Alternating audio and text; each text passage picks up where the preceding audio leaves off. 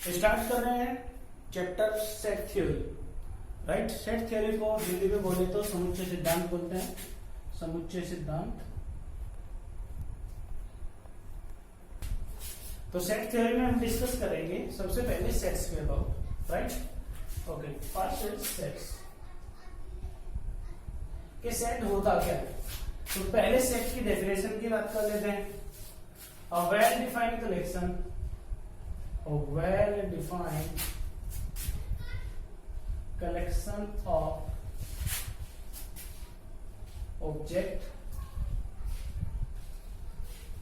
number, etc. is called set.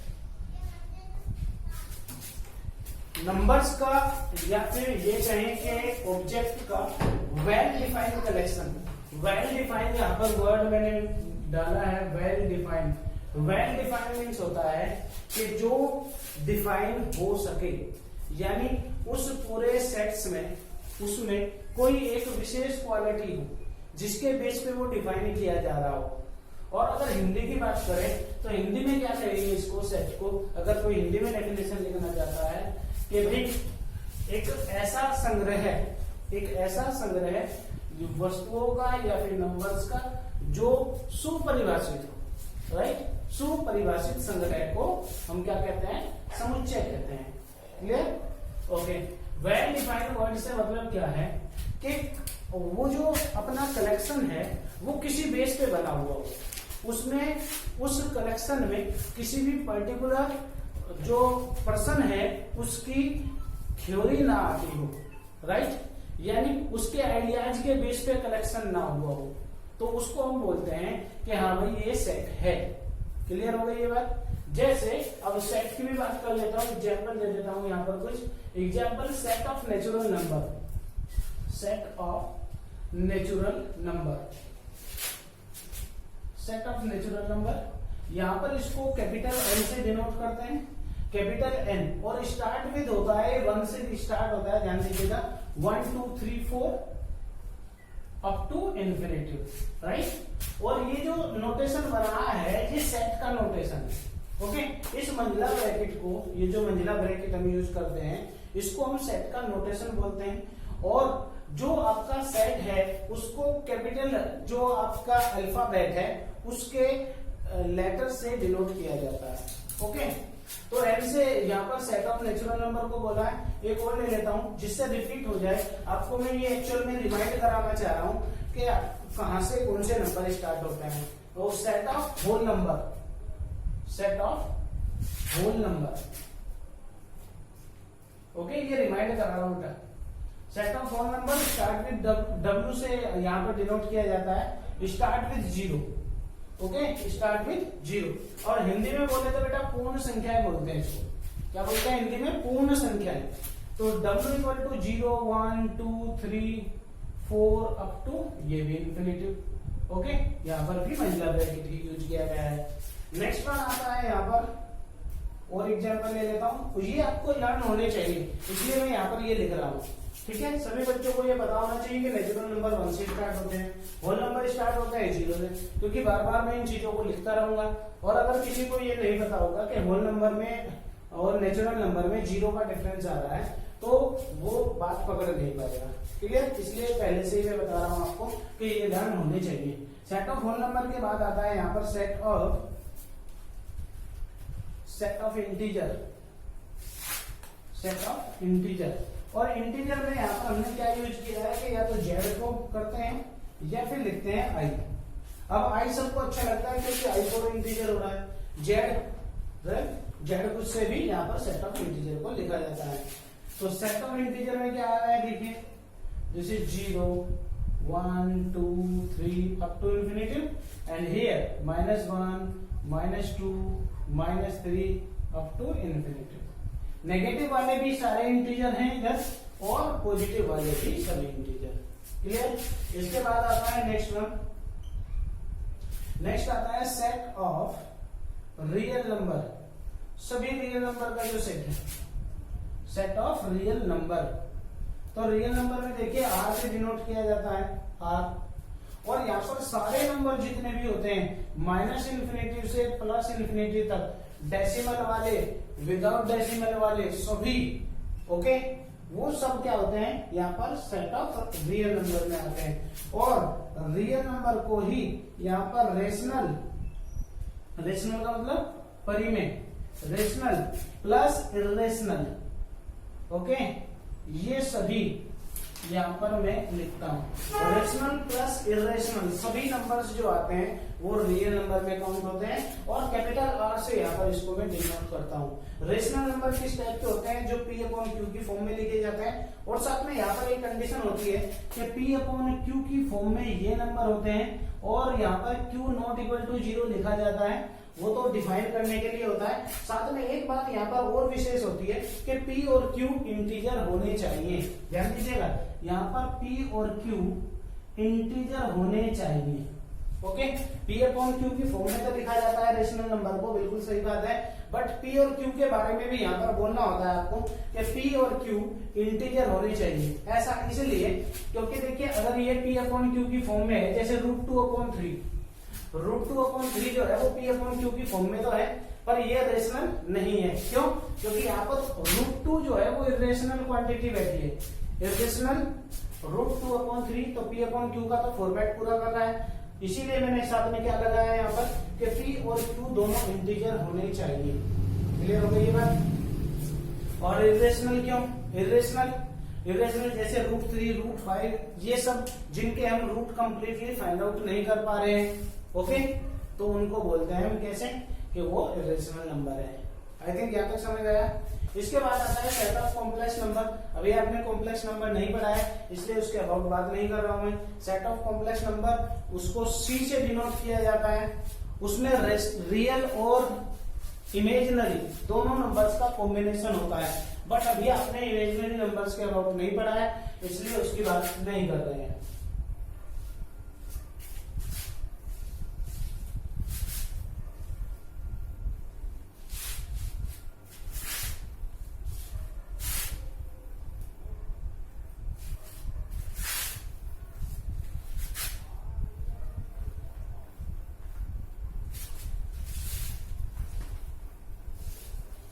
तो यहां तक हमने क्या पढ़ा है वो देख लीजिए एक बार।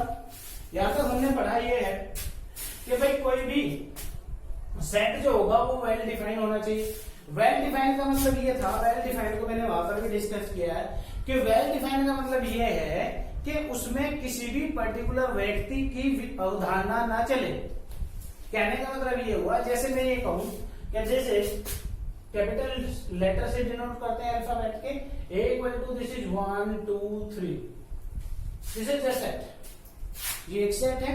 और जो इसके अंदर एंट्रीज लिखी गई हैं, जो कोमाज की हेल्प से सेपरेट कर रहा हूं, जिनको कोमाज की हेल्प से जिनको सेपरेट कर रहा हूं, उनको बोला जाता है एलिमेंट्स। क्या बोलते हैं उनको? एलिमेंट्स। ओके, एलिमेंट्स का मतलब अवयव, हिंदी में बोले तो 1 2 3, यहाँ पर 3 एलिमेंट्स हो गए हैं। ओके, एलिमेंट्स, ये सब क्या कहलाएंगे? ये सब एलिमेंट्स, एलिमेंट्स। ओके, हिंदी में बोले तो बेटा अवयव बोलते हैं, अवयव। क्लियर हो गई बात? कितने एलिमेंट्स हैं यहाँ पर? Na का मतलब क्या होता है? यहाँ पर जैसे Na लिखा हुआ है, number of element in set ए। क्या बोलते हैं इसको? Number of elements in set A, Na। तो यहाँ पर Na कितना दिखाई दे रहा है आपको? Na दिखाई दे रहा है 3। तो 1 एलिमेंट जो है, 1 जो है वो एलिमेंट है सेट ए का, 2 जो है वो एलिमेंट है सेट ए का, 3 एलिमेंट है सेट ए का। इस बात को दिखाने का तरीका होता ये होता है, जैसे 1 बिलोंग्स टू, क्या बोलते हैं इसको? ये साइन बोला जाता है यहाँ पर बिलोंग्स टू, बिलोंग्स टू। तो क्या बोलेंगे? 1 belongs to A, 2 belongs to,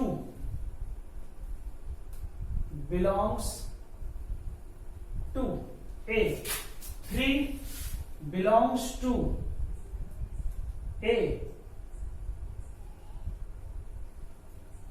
4 does not belongs to. इसको क्या बोला है, बिलोंग्स को काट दिया है तो क्या बोलते हैं इसको, does not belongs to, does not belongs to. Okay, यहाँ पर फोर को बिलोंग्स करके हमने कट कर दिया है तो that is does not belongs to. Four belongs नहीं करता क्योंकि इसमें है नहीं। अब मैं ये लिख के दिखाऊंगा आपको कि 5 डज नॉट बिलोंग्स टू, तो ये तो कोई सेंस वाली बात है नहीं, क्योंकि 10 को भी 10 है क्या इसमें, नहीं है, तो 10 does not belongs to. Okay, तो क्या याद रखना आपको, जो भी किसी सेट के अंदर, ध्यान दीजिएगा विशेष क्वेश्चन बनेगा इस बात पे कि जब भी किसी सेट के अंदर कोई क्वांटिटी कोमाज की हेल्प से सेपरेट की गई हो, कोमाज की हेल्प से, ओके, उसको हम बोलते हैं कि वो सेट का एलिमेंट है। क्या बोलेंगे कि वो उसके सेट का एलिमेंट है। कहने का मतलब ये है। अच्छा, वेल डिफाइंड की भी बात एक बार कर लेते हैं। जैसे यहां पर मैंने कोई सेट लिखा बी एक कलेक्शन लिखा मैंने कि भाई बेस्ट क्रिकेटर का कलेक्शन, बेस्ट क्रिकेटर का कलेक्शन। अब देखिए मेरे हिसाब से जो बेस्ट क्रिकेटर है वो अलग है और आपके हिसाब से अलग होंगे। हर एक बच्चा बेस्ट क्रिकेटर को अलग तरीके से देखता है कि वो बेस्ट बैटिंग में बेस्ट मानता है या फील्डिंग में बेस्ट मानता है, राइट। तो यहाँ पर क्या होगा कि हर एक पर्टिकुलर आदमी की अवधारणाएं काम करेंगी, इसलिए ऐसा कलेक्शन वेल डिफाइंड नहीं कहा जाता। क्लियर। सेम ऐसा ही क्वेश्चन बन सकता है राइटर में, बेस्ट राइटर, बेस्ट मूवीज। अब बेस्ट मूवीज का सबका अपना अपना टेस्ट होता है, किस हिसाब की मूवी देखना चाहता है तो उसके लिए बेस्ट वही होता है, इसलिए ऐसे कलेक्शन को हम वेल डिफाइंड नहीं कहते। समझे। वेल डिफाइंड किसको बोलेंगे, जो अच्छी तरीके से डिफाइन हो, जिसमें पर्टिकुलर किसी भी आदमी की कोई अवधारणा ना आए, ओके, या वो समय के आधार पर ना बदला जाए। जैसे टाइमिंग बदल गई, आज टाइम कुछ है और 1-2 दिन बाद वो कलेक्शन फिर से बदल जाए, तो ऐसे कलेक्शन को भी हम सेट नहीं बोलते।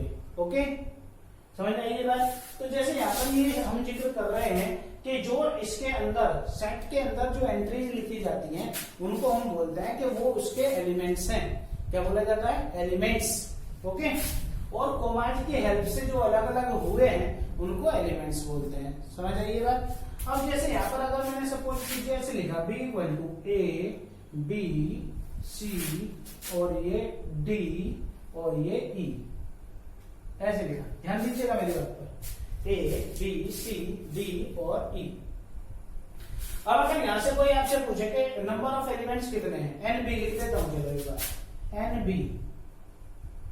NB number of element in set B 1 2 3 और साथ में ये 4। इस पूरे को 4 बोल रहे हैं, ध्यान देना इस बात पर कि ये पूरा 4 है बेटा, ऐसे नहीं कि 4 5।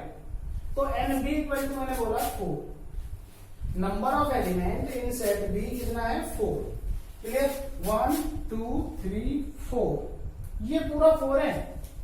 अब अगर यहां से कोई कहे कि A बिलोंग्स करता है क्या भाई, A बिलोंग्स टू B, बिल्कुल सही बात। B बिलोंग्स टू B, ये भी सही बात। C बिलोंग्स टू B, ये भी सही बात। D belongs to B, D belongs to B, ये गलत हो गया है। क्यों गलत हुआ, देखिए, क्योंकि D जो है इस छोटे वाले सेट का एलिमेंट है। इस डब्बे के अंदर एक और डब्बा रखा, उस डब्बे के अंदर क्या है वो हमें नहीं पता होता, वो हमें नहीं पता होता। तो D इस वाले का तो एलिमेंट है पर इसका एलिमेंट नहीं। क्लियर हुई बात। तो D does not belongs to करना पड़ेगा। E does not belongs to B। Okay, और अगर कोई ये कहे कि ये box DE belongs to B, तो ये सही है। समझ आइए बात। D, E, ये पूरा सेट बिलोंग्स टू B। ध्यान दीजिए कि मैंने ये बोला कि किसी सेट के अंदर कोमाज की हेल्प से जो सेपरेट किए गए हैं, जो एंट्रीज कोमाज की हेल्प से सेपरेट की गई है, उनको हम बोलते हैं कि ये एलिमेंट हैं। ओके, समझ आइए बात।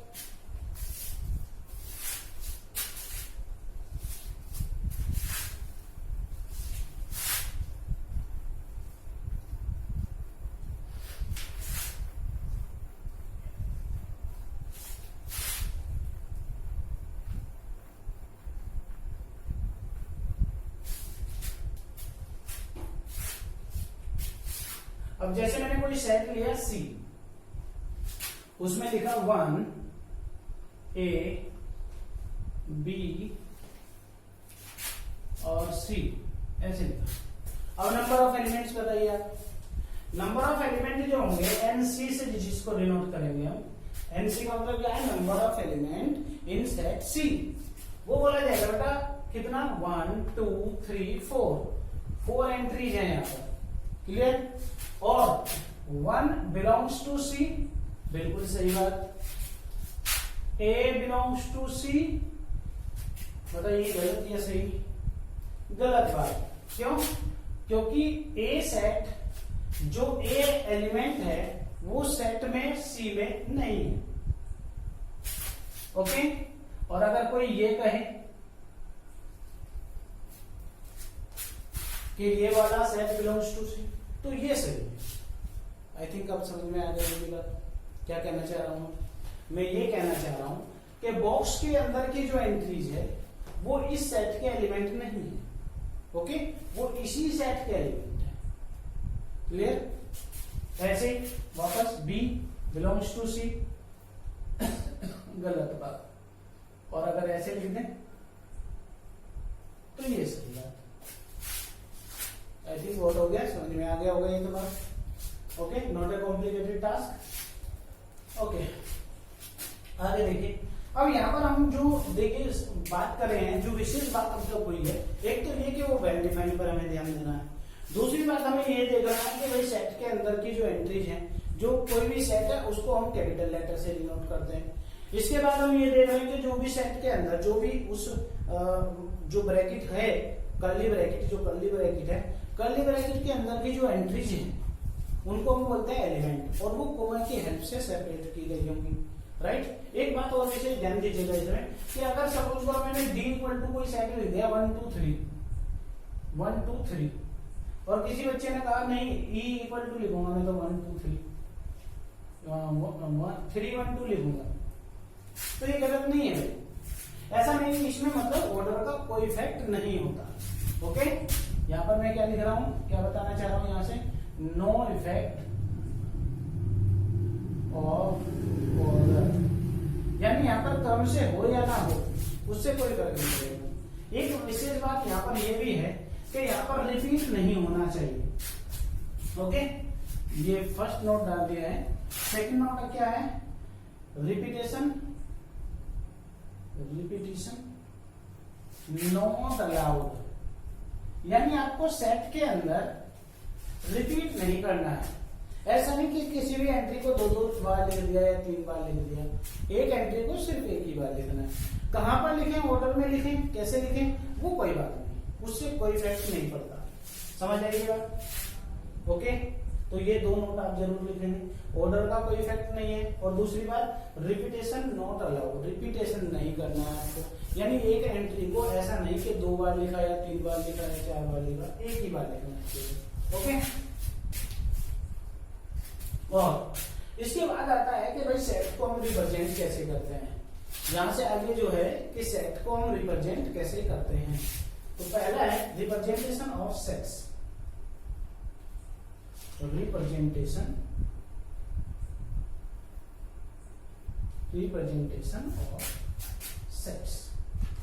सेट को रिप्रेजेंट कैसे करते हैं, तो सेट को रिप्रेजेंट करने के बेटा 2 मेथड होते हैं अपने पास। फर्स्ट मेथड जो होता है वो रोस्टर मेथड होता है, बहुत ज्यादा आता है रोस्टर मेथड, बार बार यही आता है। फर्स्ट मेथड होता है roster method,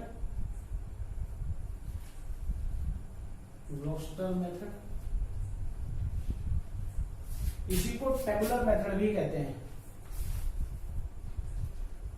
tabular method, okay. Roster method या फिर टेबुलर मेथड। इसमें होता यूं है कि कोई भी सेट है उसके सभी एलिमेंट्स को हम लिख देते हैं कोमाज लगा के, ओके। कोमाज लगा के उनको हम लिख देते हैं। जैसे कोई भी सेट लिया,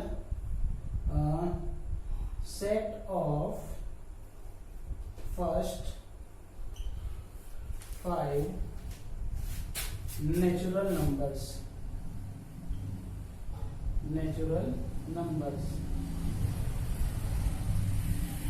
okay, set of first 5 natural number ये लिख रहे हैं, तो A equal to first 5 set natural number का सेट लिख रहे हैं, तो A इक्वल टू फर्स्ट 5 कौन से होते हैं 1 2 3 4 5, ये हो गया आपका roster math.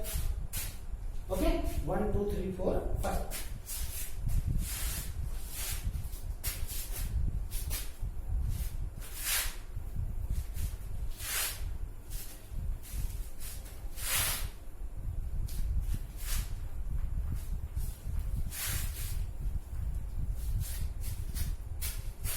Second one,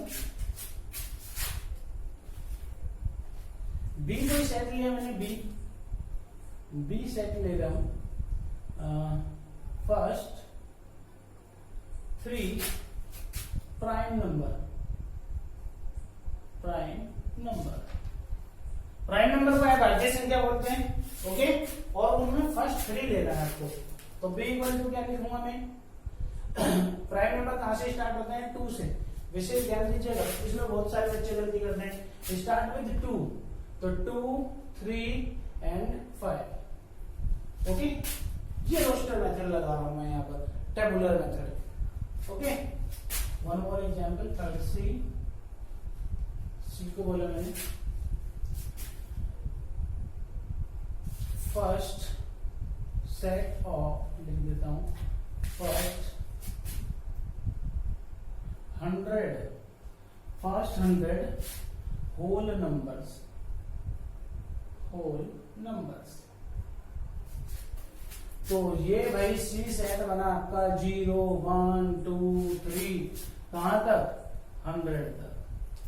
okay, dot dot क्या रिप्रेजेंट कर रहे हैं कि बीच में ऐसे ही क्वांटिटी लिखी जा रही है 0 1 2 3 और कहां तक जा रहे हैं 100। समझ आइएगा, ये है आपका सेट सी। ओके, अब दूसरा मेथड जो आता है वो ज्यादा इंपॉर्टेंट है, जो दूसरा मेथड है वो ज्यादा इंपॉर्टेंट है, उसको हम यहाँ पर सेट बिल्डर मेथड बोलते हैं। क्या बोलते हैं उसको, set builder method. Second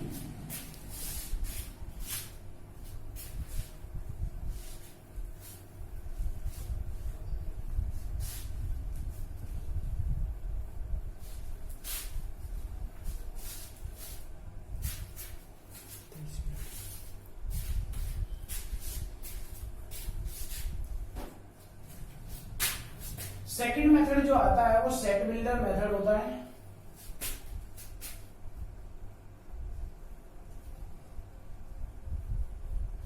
okay, ये कल की क्लास में डिस्कस करेंगे। सेट बिल्डर मेथड इंपॉर्टेंट है, इसके बहुत सारे एग्जांपल भी पढ़ेंगे।